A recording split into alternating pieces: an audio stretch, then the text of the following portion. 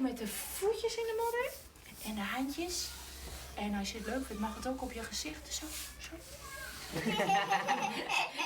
Al een hoopje meer dat bijen met skinne kleren weer thuiskomen. Maar waasdje mochten de bijen van Pjutterboatersplak Tico in Verwert zo vies worden als ze wonen. Het wie namelijk modderdag. We vinden het vooral heel belangrijk dat de bijen experimenteren kunnen met verschillende materialen. En dat ze lekker kliederen kunnen, dat ze vies worden mee. En dat ze het vielen kunnen met de hand. Ze kunnen het even roeken, ze kunnen de structuur met de voeten vielen. Ze kunnen lekker lang uit in lezingen en alles mee hoort. Modderdag wordt in Nederland organiseren door IWN Natuureducatie. Zij vinden het wichtig dat bijen boeten in de natuur boetsen kunnen. Dat is beter voor haar motoriek en dit oergewicht zien. Voor de bijen is het vooral ongeniëre vies worden.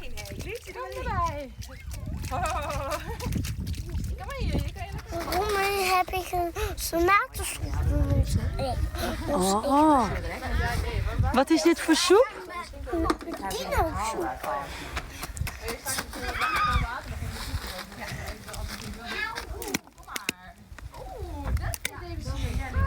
Modder!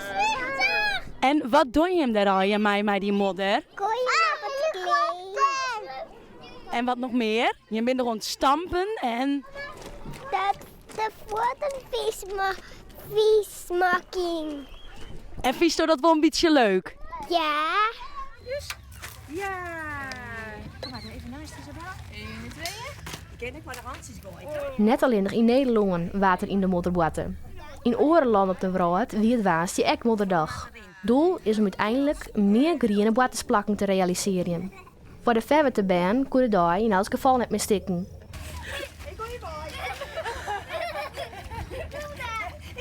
We gaan een certificaat maken en daarmee kunnen ze de handjes, hebben de handen opdrukt. Mijn moeder, die krijgen ze straks met de hoes. En we gaan een prachtig wit doek onthekingen en daar gaan we een heel mooi kunstwerk op maken. En dat kunstwerk dat laten we straks zien onder de ouders, als de bijen ophellen worden. Nee, die heeft Trink even een handdoek.